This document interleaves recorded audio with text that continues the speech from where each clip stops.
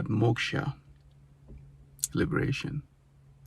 And what I did understand by meditating and getting to a conscious state and my views and thoughts on moksha, the liberation. So,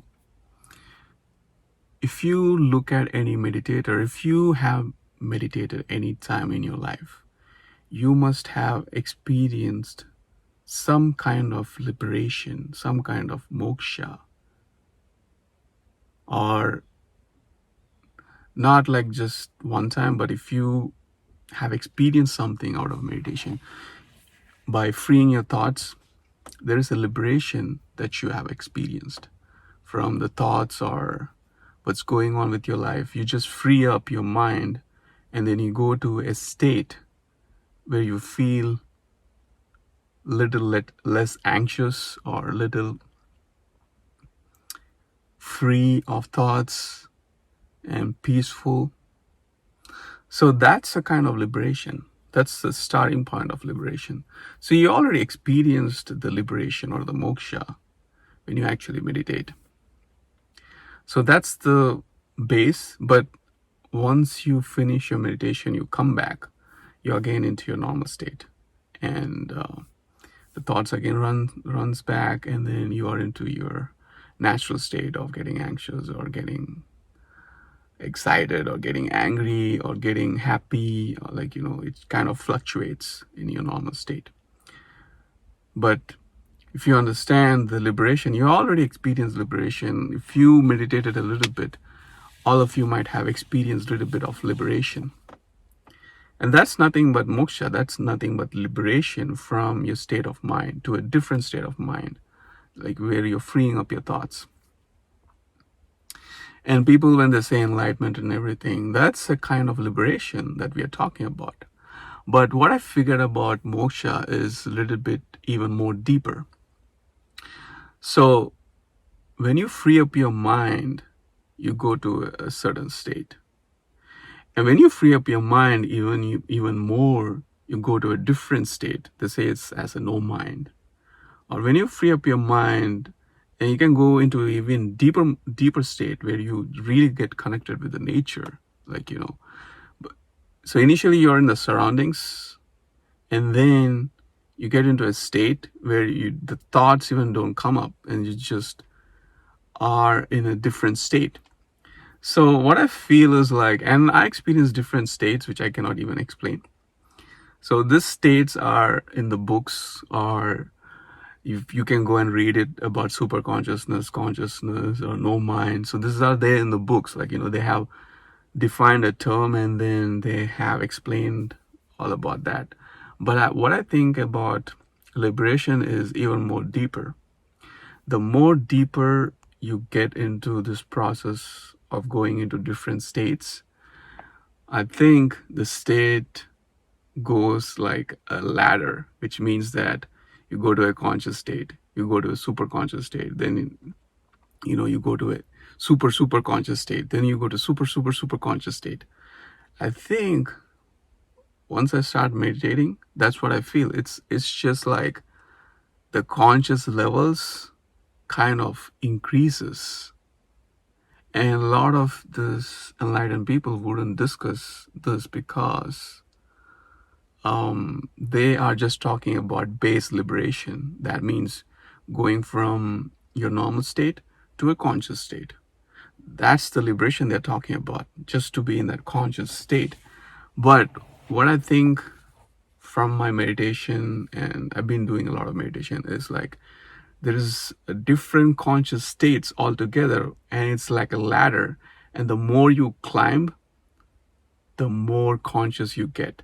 And I'm not even sure if this is like an infinite loop where you can just keep on climbing and there is no end to this conscious levels.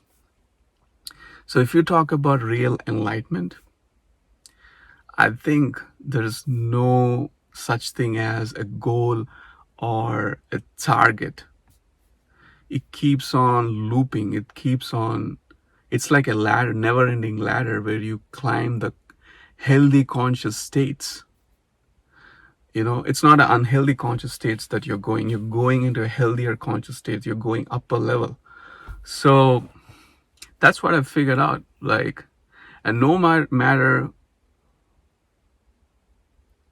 is the same thing like a millionaire and a billionaire. So the millionaire is beaten by a billionaire. In the same way, even in this conscious levels, some people are at deeper levels of conscious state. Some people might be at a state of consciousness. Some people might be a state of super consciousness, and they can travel to a super conscious state. Some people can even travel further than super conscious state. They say it as a cosmic conscious state, where they really get into higher states of consciousness.